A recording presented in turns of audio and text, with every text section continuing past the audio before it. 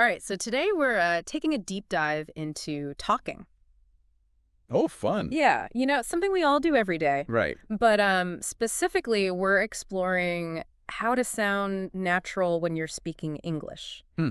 Like not like you're reading from a textbook. Oh, I see. And we found this really cool YouTube video from English podcast Zone. Okay. And they have all these real world examples and tips. Nice. Yeah, and they even talk about like those awkward situations everyone has in conversations. Yeah, for sure. I mean, what makes that video so helpful is that they actually talk about, like, the culture, too. Uh-huh. Like, you know how people actually use these phrases out in the world? Yeah, totally. So they start off with this scenario where these two people, Nick and Anna, they just kind of bump into each other. Okay. And Anna's like in this neighborhood she's not usually in. Interesting. And right away they use this really casual greeting, Wow. like, how's it going? Yeah. I feel like you'd never hear someone say, like, how are you in that kind of situation. Right, it's way too formal. Exactly. So it's important to, change how you talk depending on, like, who you're with. Totally. And then later, Nick says he's in a bit of a hurry. Mm-hmm. And the video was pointing out, like, how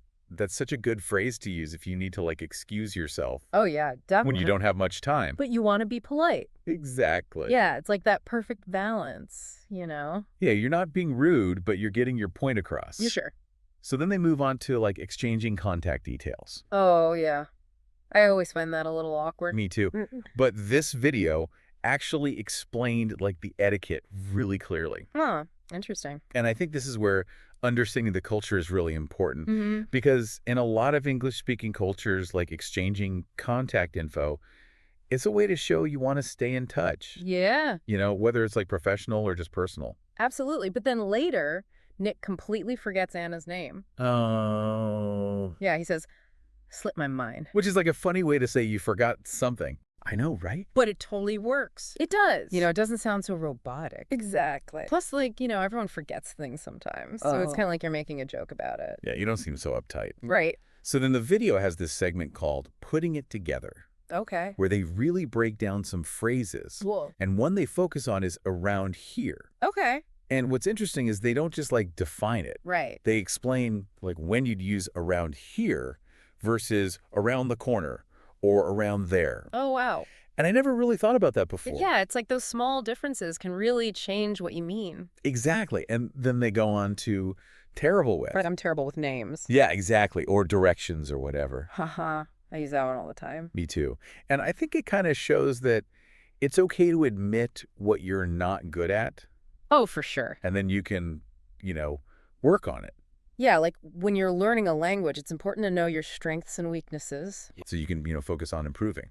Totally. I like that. Yeah, it's about, like, being honest with yourself Mm-hmm. and then using that to learn better.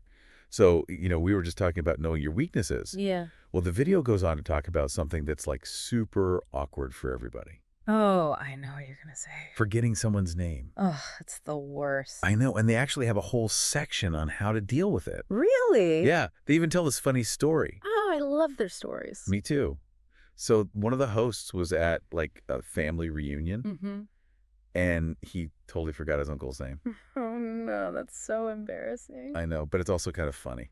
Yeah, when it happens to someone else. Right, exactly. And it shows that humor can be a good way to make things less awkward. Yeah, for sure. And, that reminds me of something else they talked about in the video. What's that? Body language.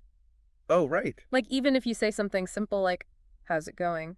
It can sound totally different depending on, like, your tone of voice. Totally. And your facial expressions. Yeah, all that nonverbal stuff. It's like another layer of meaning. And I feel like that's something people forget about when they're learning a new language. Oh, yeah, for sure. Everyone's so focused on the words. Right.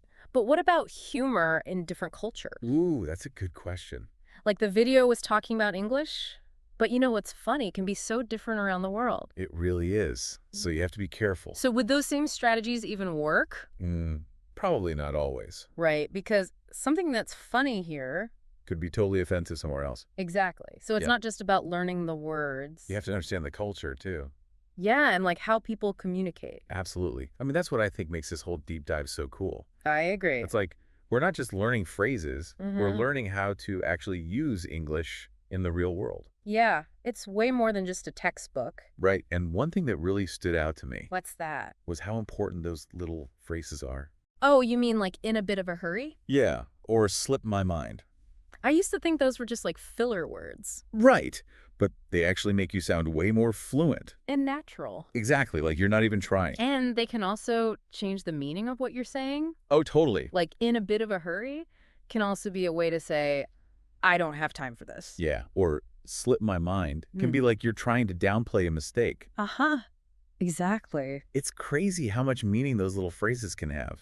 So basically, we need to pay attention to not just the words, But how they're used and what they really mean. yeah, all those little nuances. That's what makes you sound like a native speaker. Okay, but before we move on, can we go back to forgetting names? Sure. Because I still do that all the time. I know it happens to everyone. But the video had some good tips, right? Yeah, like you can kind of hint that you forgot. Oh, so they'll say their name again. Exactly. Or you can just admit it. It asks them to remind you. Yeah, that's always an option. But what if you're just really bad with names? Like no matter what you do, you forget. Yeah. Well, there are things you can try to improve your memory. Like what? Well, one thing that works for me is to make a picture in my mind. Yeah. So, like if you meet someone named Sarah and she has like really blue eyes, Uh-huh. you could picture her name written in blue ink. Oh, I get it. Or like if you meet a lawyer named David, Okay. you could imagine him in a judge's wig, Uh-huh. but with his name like embroidered on it. Okay, yeah, those are good. It sounds silly, but it really works. Yeah, like a mental picture. Exactly. And the more you do it, the easier it gets. So it's all about practice. It is. And speaking of practice, the video also talked about immersing yourself in the language. Oh, yeah, like listening to podcasts or watching movies, Exactly. Anything where you're hearing real English. because then it becomes more natural for you. Yeah, it's like anything else. The more you do it, the better you get. And I think that's really encouraging for people learning English. It is. Because it means you don't have to be perfect. Right. Just keep practicing and don't be afraid to make mistakes. Yeah, and that goes back to what we were saying before about knowing your weaknesses. It's okay to have them. You just don't want to let them stop you. Exactly. You have to be open to learning and trying new things. Totally. You know, I think this deep dive has really changed how I think about casual English. Oh, yeah. How so? Well, I used to think it was just about using slang. And like not being so formal.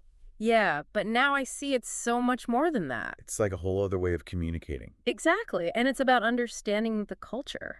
And how people connect with each other. I feel like anyone can benefit from learning this stuff. Definitely. It doesn't matter what your level is. There's always something new to learn. Right.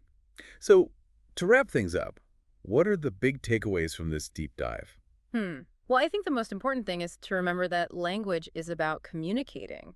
Not just following rules. Yeah, it's about expressing yourself and connecting with people. And to do that well, you have to pay attention to more than just the words. Yeah, like the tone of voice, Body language. the situation. Yeah, all of that. And don't be afraid to just go for it. Try new things. Make mistakes, have fun. Because the more you use English, the better you'll get. I agree. Well said. All right, so that's it for this deep dive. But before we go, I want to leave you with something to think about. I'm listening. What are some other English phrases you find tricky or interesting? Share your thoughts on social media, and let's keep talking about it. Sounds good. Until next time, happy language learning.